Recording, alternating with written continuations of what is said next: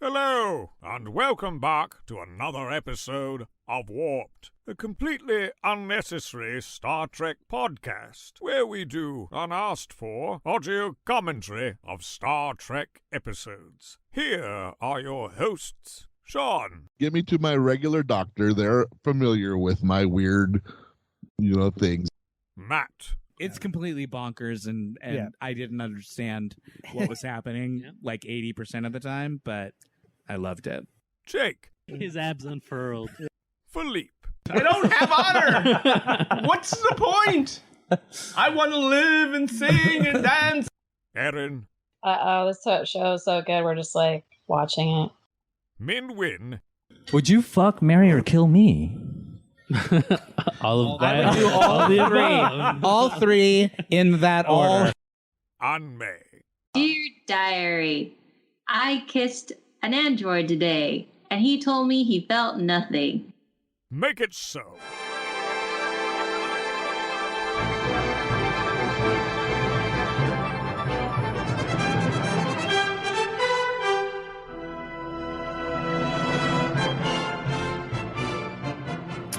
And we back to watch more Star Trek. Like we do. So today we're watching an episode called Hero Worship. Hero Worship. That's right. And it says 45:27 on the clock. Oh, I'm glad you can see it, because I can't see it from where I'm sitting. So call us in, Matt.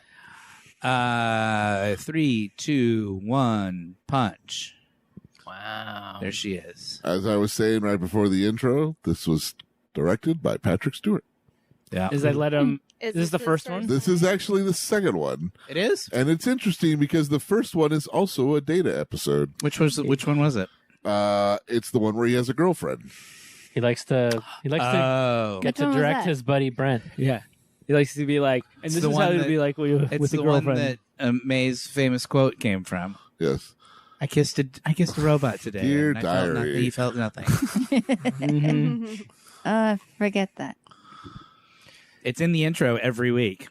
He will also go on to direct 3 more episodes. Wow.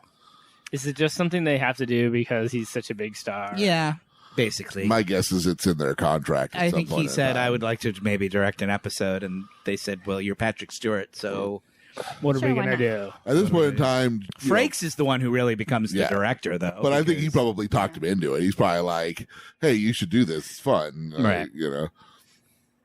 So Frakes hasn't directed an episode at this point? Oh, he's done multiple. He has. He did them before Patrick Stewart He was did. first. Yeah. And then he goes on to direct a bunch of and movies, too. to this He day. does 2 of the movies. And a bunch of other TV shows. Yeah. And he still does. He directs Star Trek still. Yeah, he does. He did Agents of S.H.I.E.L.D. Yeah. Yeah. No, that's basically what he He must worked. spend a lot of time in Canada. I feel like all of those shows are all shot in Canada. Everything is. I feel like everything is shot in Canada these days. Did Stewart direct more after Star Trek, or just? I don't think he did. I think this was just. I think it was just like. Patrick Stewart never felt like directing was really his thing. Like he just did it. I think as like a novelty. Just for the I don't think he fell in love with directing the way Frakes seems to have. Yeah. I figure they have like fucking 29 episodes. Might as well give him one. Yes, please. He's already there. Right. We don't have to hire somebody for this. So somebody do the setup for this show because I'm already lost. Okay, it's very simple. This is a very simple, very like Classic. low stakes episode. I watched this last night, and afterwards I looked at Stan and I was like, there was like nothing going on in this episode. It's a Data episode, you say? It's a Data episode. The premise is that they're responding to a distress call, in this like weird region of space. It's not an energized cloud episode, but it might as well be. It's a black cluster. It's a black cluster, which is just another way of saying energized cloud, as it turns out. Yeah. So they've But responded to racist. this distress call. They think that the ship is falling apart, as you just saw. It almost landed on poor Jodie. You need your black cluster. And they're trying to figure out what happened. They think that there are no survivors because the scanners didn't pick up anyone. I like that this ship has an old-fashioned flashing red alert signal. Like, it doesn't say alert; it just flashes red. That's Kirk. That's Kirk style. Is this a starship or? It's a starship. Yes. But is it like It's Federation? Yes. Yeah. But don't they say it's like a science? Yeah, it's not a battleship, but it's like a Starfleet ship. But it's a science. Yeah. Okay. I was just saying, like, this is a great example of why children should not be on Starship. Jean-Luc even basically says that in this episode. He's like, all the kids that died on that deserved it. That was his direct quote. But yes, this is a Starfleet ship. Starfleet. And they thought that everyone was dead, but now they're hearing whimpering for help.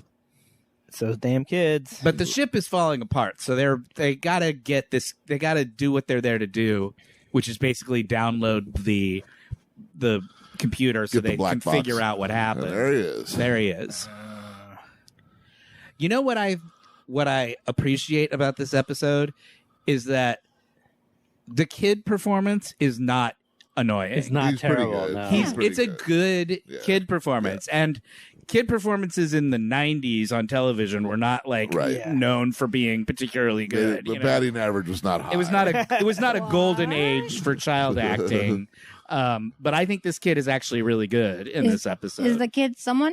No. No? Well, we're here Give at us the stats, Sean. We're watching Hero Worship, Star Trek: The Next Generation, Season 5, Episode 11. Yep. Original air date January 25th, 1992. Yep. Data rescues an orphan boy named Did you say Timothy. rescues? I did.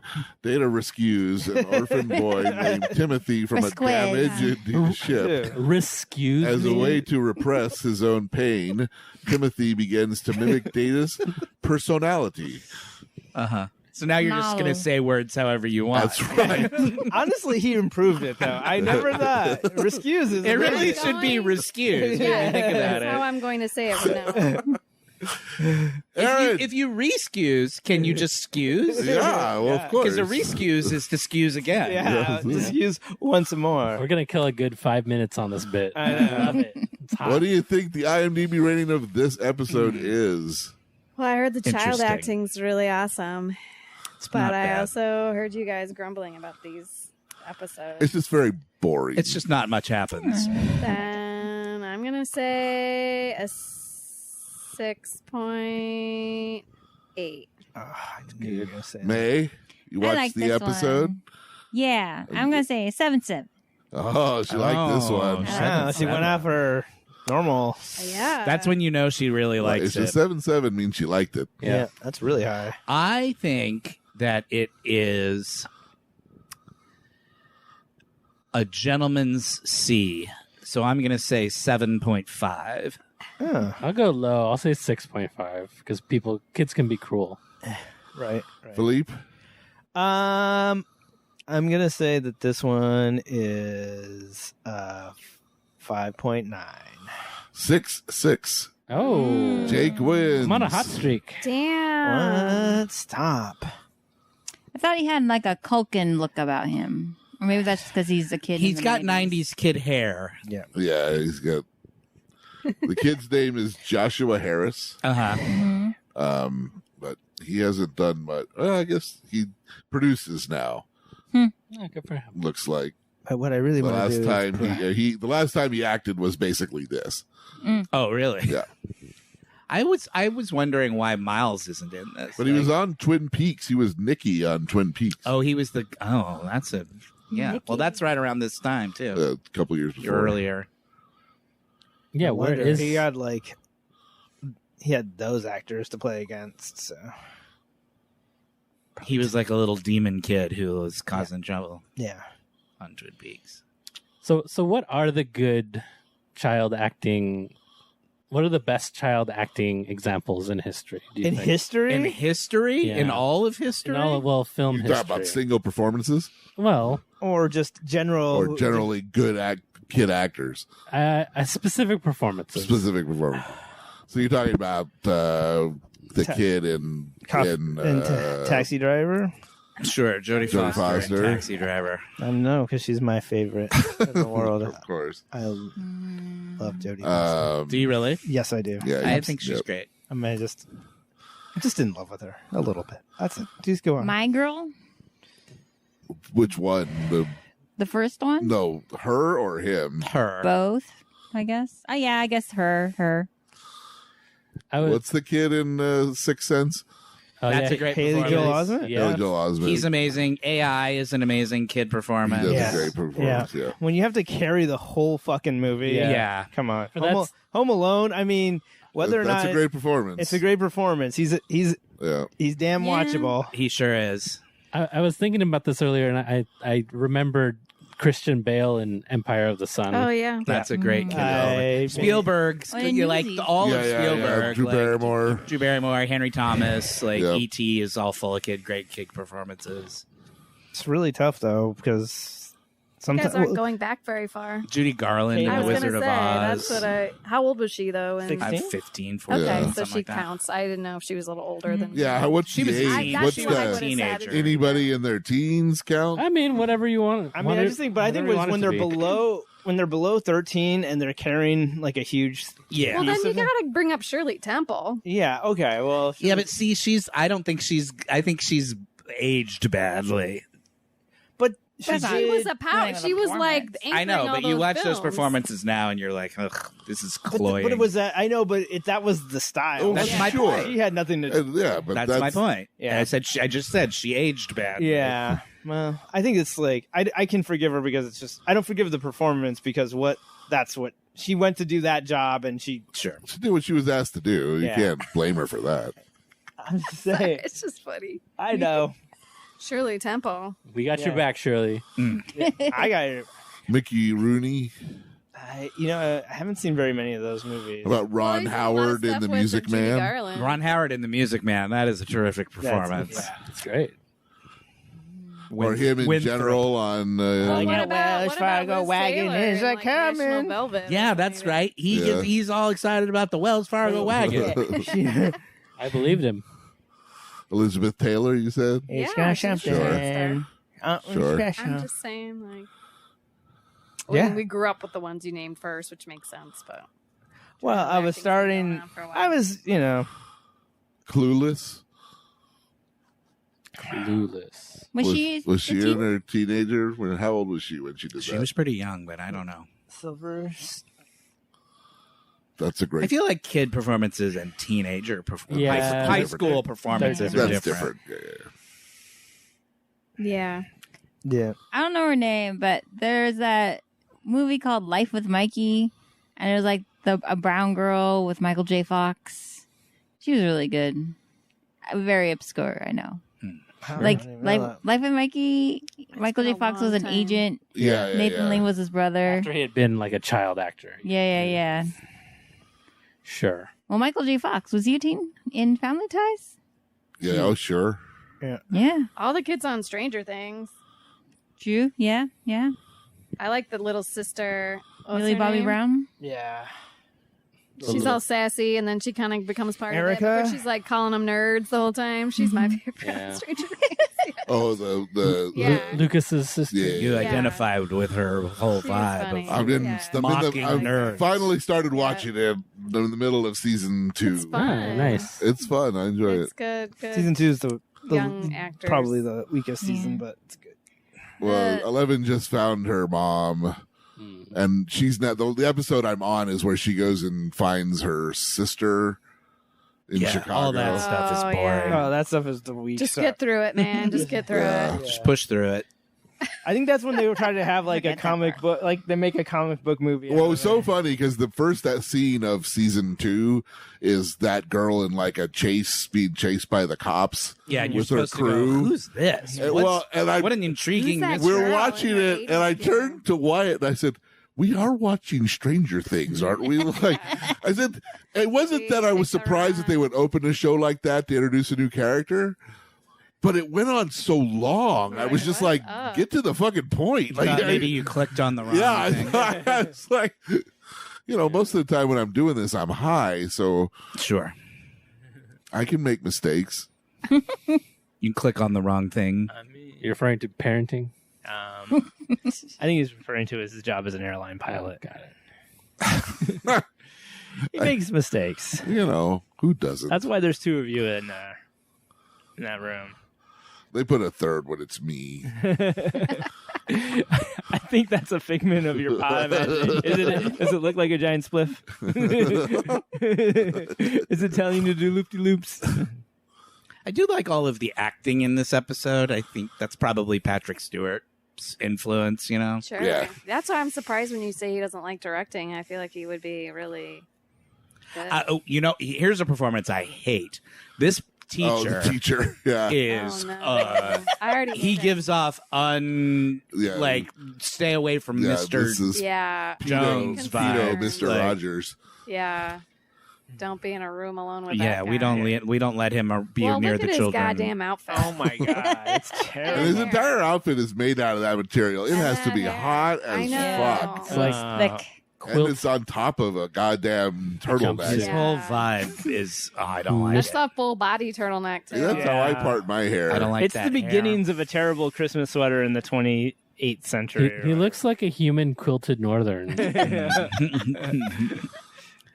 On the other hand, Jean-Luc is rocking his suede jacket. Yeah, he's going with the open look too. I guess this is what he thinks he looks best at. I'm pretty sure Patrick Stewart loved wearing that outfit because he wears it more and more as the show It's got goes a on. rakish charm. It does. It's sexy. That's hard to do with a unit. And I also like that he's the only one who gets that. Yep. Like that's a captain's prerogative is he gets to wear the open I get to look good. the open jacket look. Yeah. Nobody else wears that. It looks like he's gonna go to the holodeck and ride a motorcycle. Yeah. Ciao. A motorcycle or a Grand Dick or a Scuvian Cartouche. One of those. We got to get better at our made-up names. What do you mean? Scuvian Cartouche is All you gotta do is look at one of the packages of candies we have here. Yeah. Take one of the brand names. There's your. It's called a beige Scovo. So what's happening is they're trying to figure out what caused the ship to be destroyed. Yeah. The kid, who is the sole survivor, has told them that they were attacked and that aliens beamed on board the ship and shot the place up. And Jodie and Data are saying none of the evidence that we've found supports that story at all. So they're like, well, maybe why would the kid be lying? And Deanna is like, he's traumatized. He's in shock. I'm trying to get to the bottom of it. This is Deanna is sort of the second main character in this episode after really Data. exploring what's because it's a very, any episode where it's about trauma and emotions and stuff is going to be a Deanna episode, and so she gets a lot to do in this one.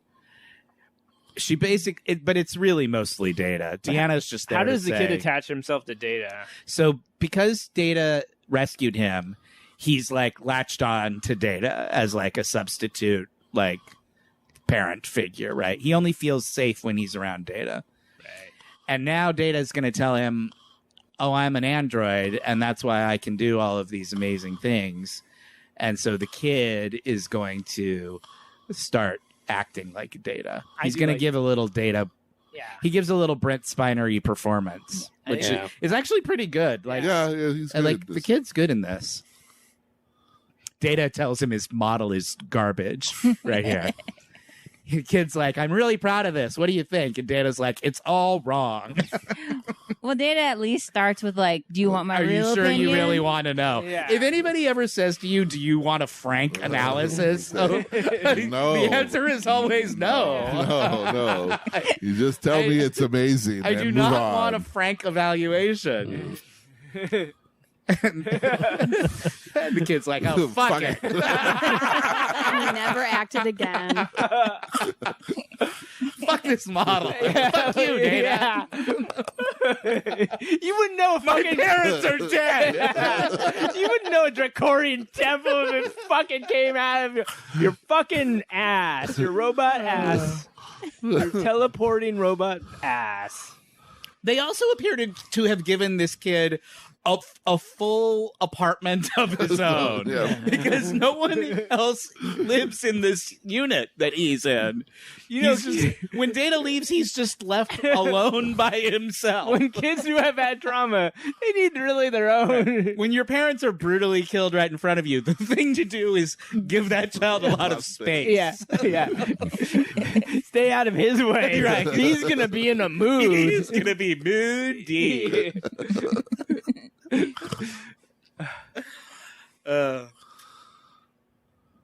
Yeah, and here's Data being Did he make an excuse? That's for a himself? true. That is a true introvert's reaction.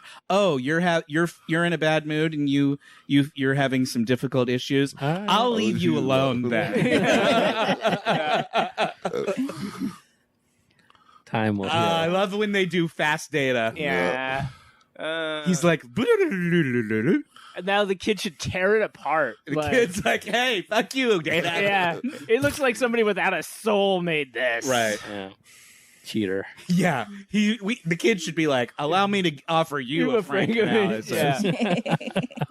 You can put a 1 and a 0 next to each other, but you'll never fucking be a human. Right. So now he's like, okay, so I don't like having emotions about my feelings, so Right. I'm going to be an android. Data tells him, I don't have any emotions. And the kid says, that sounds great to me. But androids are stronger and smarter, so I'd rather be an android than a human. And I don't have to be sad about my parents being He's dead. right. We'd all be better if we were all androids. He is able to enter and exit his android phase in pretty good rapidity. As needed. Yeah. He progresses really healthily and quickly through this phase. Well, Deanna's a good counselor. Yeah. She diagnosed the problem. If you're going to build an advanced robot. And again, they literally just leave this kid alone. Yeah. Like, bye. Yeah. See you later. How do I make this shot dinner? would be like a future Hopper painting of loneliness right there. It's just like, What am I supposed to That kid eat? alone in that fucking Art Deco hallway. I'm like, I felt bad right then. Yeah. Yeah, that hallway was the nice Got a like plant. residence area hallway. it has a melancholy to it. Yeah. He has a mirror so we can look at the sadness that is I like in his it. skin tight body sweater. Yeah, it's like there's Pretty soon he's going to dress like Data. It's quilted Northern Junior. yeah. He's got the head tilt down, Yeah. which they actually make a joke about. Yeah, in this he episode. overdoes it, as you will.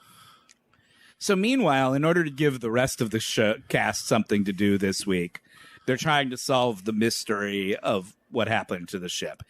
This is completely unimportant. Yeah. And has nothing to do with anything. It's just getting a paycheck for Because the whole episode is just about Data and the kid. And the rest of this is just a bunch of gobbledygook. They got to do science. How do you think you'd feel as like one of the 5th or 6th level guys who doesn't really get a show about themselves that often? Uh-huh. You think you'd just be like settle in, collect that paycheck, or would you be like pushing for more? I think I would settle in and be happy to Yeah. be on a television And show. and not That's really have to do why that much. Get a You're not a paycheck. professional actor. that and the not having any talented acting. See, now he's even got Data's outfit on, Yeah. which I don't know how he got that. He must have asked the computer for it. Yeah, Can I have a sweater that looks like a Starfleet engineering uniform? but still quilted all the way. Yeah. and very high. yeah. They like textures. Great. They like a textured look in the future. Deanna's like, great. That now would be he thinks he's acceptable. an android. I feel like there's no way a highly intelligent AI will still be using that will be acceptable in the future because that's like something from the 50s. Like by then Data's gonna be say, yeah, get you back later or something like that. Yeah. He's already gonna be. If he can do all this other crazy stuff. Well, and he can, because he can play a character. We've seen him act. I'm just saying that as an AI trying to blend with humans, I don't think they would use the phrase. Like, even like the AI chatbot that Microsoft built will say goodbye in a more like human way. Like, he does so many other things that are more human. Well, but you have to remember he was like alone for like Data's backstory is that he didn't have a lot of interaction with humans until he was found, right? At which point he had already been around for a while. I thought he'd been like raised and then isolated. But okay. But I think the whole point is that like Dr. Sung or whoever like programmed him to talk like that, you know. So Data can change his personality, you know, if he's playing a detective in the holodeck or whatever. But I'm just saying if he knows he's dealing with a kid and who is in a certain emotional state. I feel like he knows all that he would just adapt himself to be more like casual and soft and being like, okay, that sounds like a good idea. He would be able to say that as opposed to, that would be acceptable. 10011 correct. I don't know. It just seems like he's playing up the android because he's like, you want to be the... Yeah, it's right. It's because Jada's tempting him into the lifestyle. Oh, Data's a groomer. Is that what you're saying? He's an android. I just think you wouldn't have much of a TV show if he was an android who just acted like a regular human all the time. I know. It sort of would undo the whole like character arc of Data. Yeah. It's just like, if he was already good at pretending to be human, what would his purpose be? I know. I just think that I was just having that sort of like brief momentary nerd like star sign feeling like I caught a thing that's not internally consistent. In the future, hairbrushes come pre-gelled. Yeah, in packs of 2. When he starts smearing onto this kid's head, it just immediately becomes slicked back. You know, in the early 90s, we just assumed gel would be part of the future. Well, sure. Every single way. And it's only going to get better.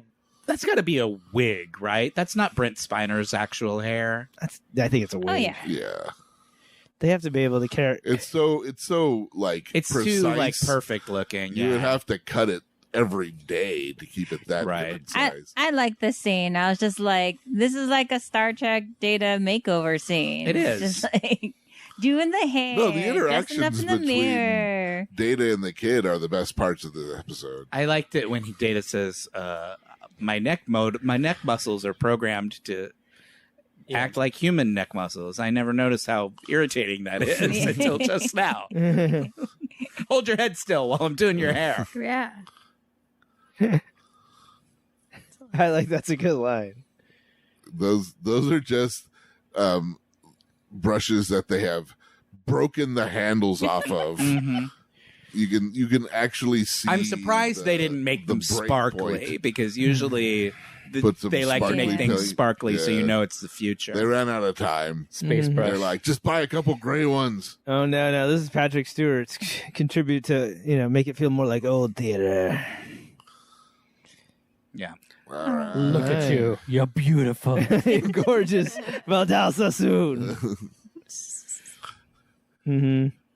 Yeah. At a certain point in this episode, I was worried that they were going to paint his face white to look like Data's, but they don't go that far. Now I'm mad they didn't. Nah. They didn't do white face. Android face. That would have been racist or something. Spacist. So now they're in art class. Organist. Yeah. Data's doing a very Bob Rossi sort of Pretty Little Trees painting. Happy little trees. And He's not. And the kid is drawing like It's working. chaos, Anger. hellscape, Anger, rage. darkness, And yet, no parents. Death is everything. That's literally his vibe in this episode: is darkness, no parents. yeah, I like it. He's like, I'm out of blood red to express my rage. Data's like, use mine. Use mine. I have so little rage because I really don't care. Because I'm actually an android. Yeah. Uh-oh. Uh-oh. You're getting tie-tie. Nope, but androids don't sleep, so he's not. All right, fine. They're in Data's quarters. I don't think they are because they're surrounded by art. I think they're in some sort of art salon on the ship. I don't know. Doesn't that look like behind him the desk that Data sits at? No, maybe it is, but there are a lot of paintings around. Well, that's because Data paints. Data paints, man. He's a paintrix. It's a pine tar. He's like, I love your painting. No, but It's I mean, full of there's like anger. all kinds of like non-data art on the walls and stuff. I think they're in some sort of art space. It's where the Packard stole the original Mondrian. That's how foofy this future is. Like the Enterprise has like a special room for people to go and paint in it. But I feel like It's it's the like Vegas. perfect 'Cause, like, utopian isn't Vegas future. like it's all like terrible, grotesque, trashy stuff on one floor, and then there's like an art gallery below decks. And it's like they have like real Monets and shit. And it's like a cruise ship. There's always an art room where you can See, buy like art. there's like a Mondrian on the wall. I know there's a Mondrian. It's the room with the Mondrian. It's I real. like it is the future because they have clear palettes. Yeah. Oh yeah, they're like lucite or something. Yeah. It's the future. It's the future. This is pretty much like Data. I wonder if there's a being a casino babysitter. on the ship. I wonder how they feel about. Well, we know they play poker. There's an Indian gaming casino, ironically. Part of Star's Enterprise was built on a tribal territory. So they actually have a lot of The engine room was built on an old engine graveyard. So now there's a casino here.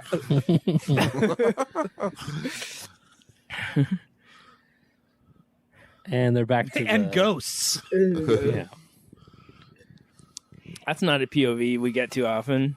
We're back The to the Picard left on. science. Yeah, and then Patrick we go Stewart. to here, and then it gets dull again.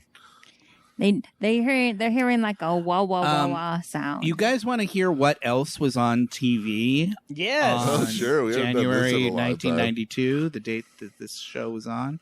Sure.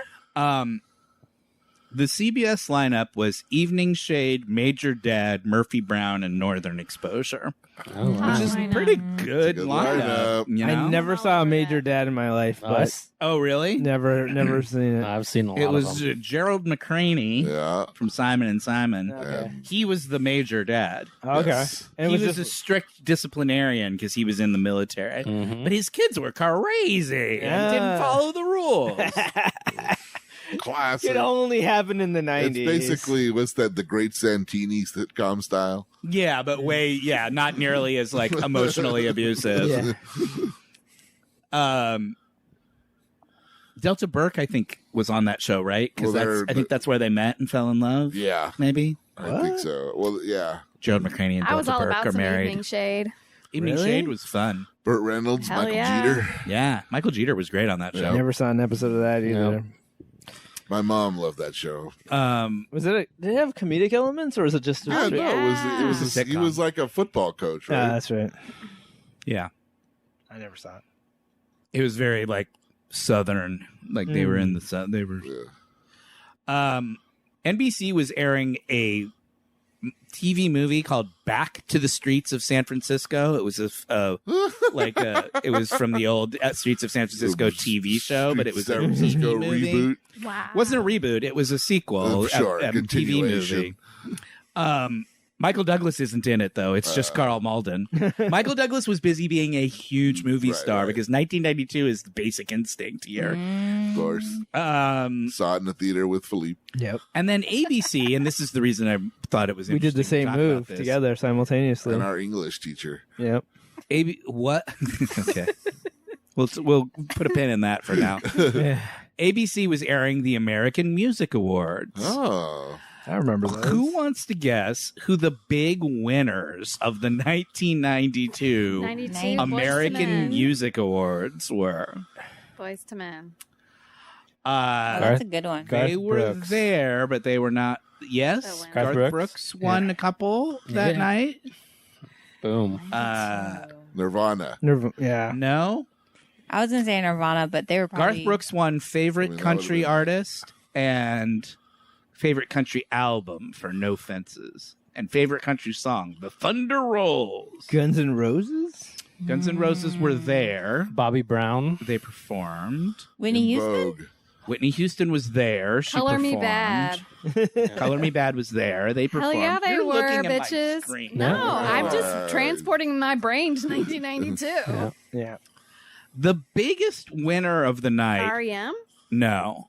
The biggest winner of the night was a one-hit one. Well, maybe a two-hit wonder, but the one hit was really the one. And it was a huge, huge hit. And they were they were a group. A group. And they were very short-lived, and they had exactly one song that was everywhere in 1992. What genre? Dance music. CNC Music Factory. CNC Music Factory was the big winner that night. What was the song? Dun, dun, dun, Everybody dun, Dance Now. dun. Everybody dance. That's the one. Good video. That was such a good video. I loved it when at one point in time, the video, they had to start saying that it was performed by the people in the video because they didn't actually sing the song. That's right. The video was controversial because they hired a hot lady to And the dude, too. The guy as well. And They're stand-ins, huh? They did a Milli Vanilli. It was actually Martha Wash from It's Raining Men fame. She's the female vocalist on that song, but in the video it's a hot model looking lady. Sure. And Martha Wash, I think, sued them. They must have, because at one point in time they had to on the video, the little tag that videos always had. Yeah. It didn't say it originally, but it started saying performed by, naming the performers in the video and sung by the people who actually sang it. CNC Music Factory won 5 out of their 6 nominations, so they were very successful. Michael Bolton, Luther Vandross, and Natalie Cole. I was going to say Michael Bolton. Each got 2 awards. Vandross, nice. The music awards were hosted that year by MC Hammer and Reba McEntire. Sure. Hey, Reba. Reba. Like Which you do. that is a crazy duo, and Yeah. it makes me happy just to imagine the two of them Bantering. talking in the green room before the show. What the hell do MC Hammer and Reba McEntire have to talk about? I want to know who wrote Pants. who Being wore rich the and famous. who wrote the on-stage banter. Yeah, I don't know. Other performers at the show that night, Color Me Bad performed. Yeah, they did. A medley of I Adore Me More, I Want to Sex You Up, and All for Love. Of course they did. Reba performed The Night the Lights Went Out in Georgia Nice. for some reason. Classic. 20 years later. Whitney performed she was there. She performed a medley. Celine and Peebo Bryson sang Beauty and the Beast. Oh. James Brown was given a Lifetime Achievement Award, so he performed. Wow. Did he throw the cape on? Probably. I'm sure he had. And actually, I was reading this article and I was like, this actually sounds like a pretty good show. Yeah. I would have watched this, except I was watching Star Trek The Next Generation. I think I caught the. You can circle back and catch the end of it. Record it. We had VCRs back then. That's true. But we couldn't tune into 2 channels at the same time. Well, I could. Oh. Ooh. Paula Abdul won Favorite Female Artist. Oh. That was her big year. Her second big year. That wasn't her initial year. Well, in 89, 90 I thought is you like said straight up. 1992. It is. This must have been the second album. Yeah, I'm saying. They turn them out fast. Yeah. I love it. Boys to Men won Favorite New R&B Artist. Yeah. I figured Boys Trisha Yearwood won Favorite New Country Artist. That's funny to think of Trisha Yearwood as being new in 1992, but I guess she was. For Unlawful Carnal Knowledge by Van Halen won favorite metal hard rock album. Yes. That's Van Hagar. Nirvana was nominated for favorite new heavy metal rock artist, but lost to something called Firehouse, which I don't even know. I don't even know what that is. What a historical blip that is. I know. That's like Jethro Tull winning the first metal Grammy. Yeah, over exactly. Metallica. That's right. Anyway, that was the 1992 American Music Awards. Firehouse. That was good. Look up Firehouse. See how long they lasted. I will look up Firehouse. I looked him up earlier and then I closed the tab. You couldn't help. Can you guys even name a Firehouse song? I can't. I don't even know. I feel like I've never heard that name I've never before. heard that name ever. If you hadn't been here, I would have never ever. You guys would have just guessed and been wrong. If I had said, "Who do you think Nirvana lost to?" Never in 1,000 years would you have said the word Firehouse. No. Even Firehouse, when asked that question, gets it wrong. Yeah. Like, what is your name, you guys? Like, I don't remember. So, okay, the band reached stardom during the early 1990s with hit singles like, okay, tell me if any of these hit singles ring any bells for you. Reach for the Sky, Don't Treat Me Bad, and All She Wrote, as well as their signature power ballads, I Live My Life for You, Love of a Lifetime, and When I Look Into Your Eyes. Oh my God! I vaguely any of think those? when I look into your eyes, sounds vaguely. Well, now I know what we're going to be doing during the break. We're going to. I think actually we might know a lot of Firehouse songs. We just didn't know. Maybe we just didn't know their name. I'm curious if I know. That's entirely possible. I mean, those lyrics those titles seem so generic. I'm sure I've heard it. Yeah, they literally sound like they're just. The title is just Power Ballad. Created by an AI program. Just like Diane Warren on an off day, just like cranks out a bunch of power ballads for Firehouse. Firehouse. That's amazing. Sounds like a song that might have been in like one of those medley moments in Rock of Ages, the musical. Yeah, exactly.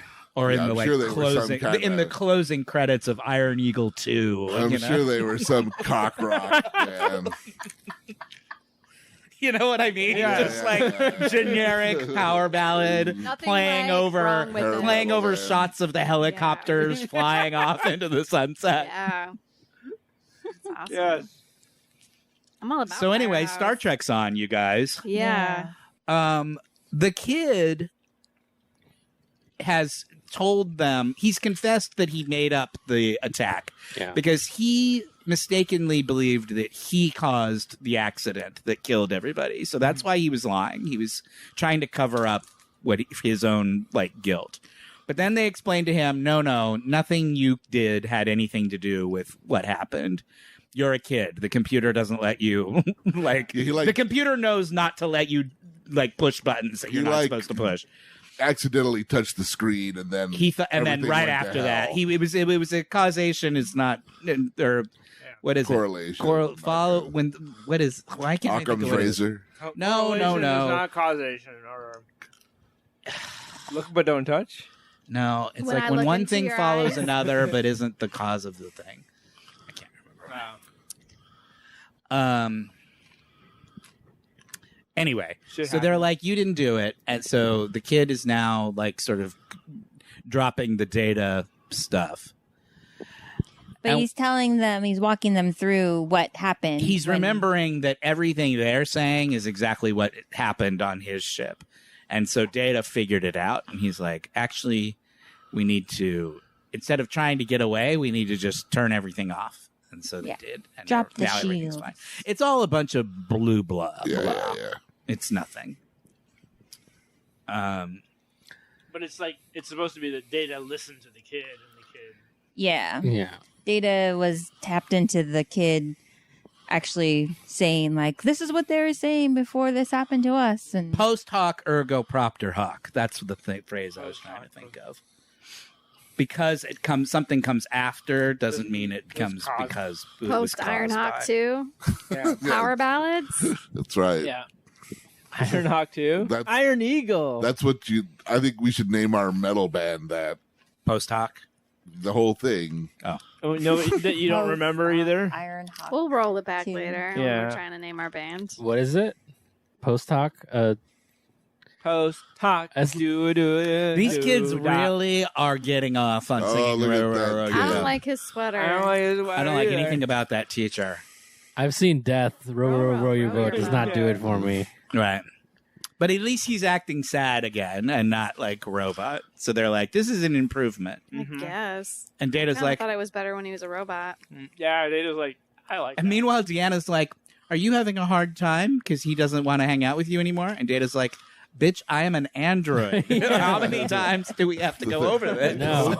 Have feelings. How many times do I have to say it? I don't care what we call our band as long as we're a Firehouse cover band. Yeah, okay. I think Firehouse is a Firehouse cover band at this point. We'll learn what those songs are together. Yeah. Sean's gonna know every single one of them. He's gonna know every one of them. Let's take a bet. Okay, so here are their signature power ballads again. I want you guys to bet on which one. How many of these do you think he will know? Yeah.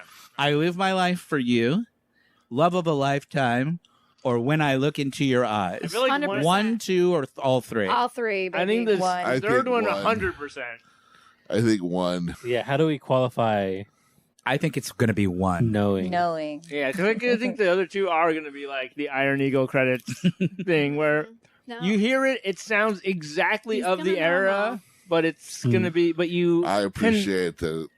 Nothing specific about it But is there's nothing memorable. specific about it that you can ever recall.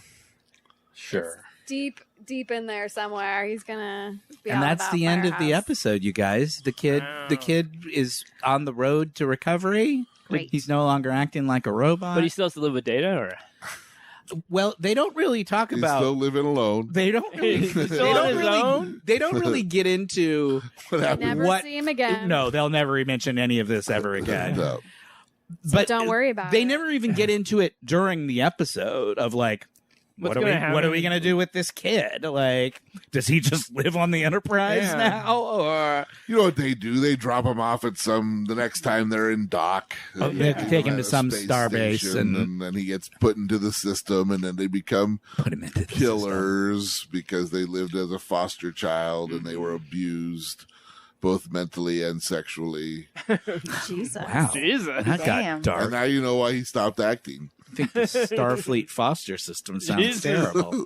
Everything else is good. It's a perfect utopia, except for the foster care system. This is what we which do. is pure hell. That's it's ridden on the backs of that. You know, they put all their energy into everything else, all the dark and they stuff is totally over there. slack off on the foster. There's like system. 100 trillion kids in I there know. because they just keep It's shoving a it. big They're galaxy. making everything. Every time you get a replicator to replicate shit, it's one of those kids making it.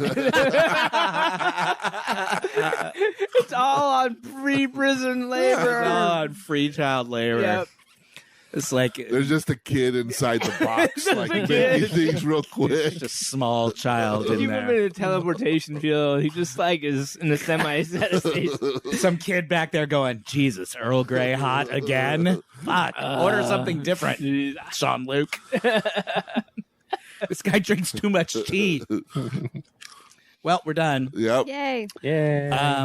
Thank you very much for listening. Go to iTunes or wherever you get your podcast to rate, review, and subscribe. Email us at warpthepodcast@gmail.com. That's right. Follow us on Twitter at WarpTrack. I'm host Warped. Min is Wet Maynard. Man. Who's Min? Instagram, Warped the Podcast. Yeah. Yeah, it's hype man for the. Yeah, for the I like episode. Sean's really hyping up Yeah, that outro. the business Yeah. today, this week. He's gassing you, man. And next week, Rapey episode. yeah, it's not. Boo. You know, actually, it was not as bad as I remembered it in my mind. I remembered it as being more gross than it Yeah. actually is. It's gross, but pretty gross. it was not quite as bad as I But remembered. it's Star Trek, so we're watching it. Oh, yeah, we're going to anyways. watch it. Sure. And until next week, My name is Sean. my name is Matt. I'm Jake. Phillipe. Aaron. I might. Good night, everybody.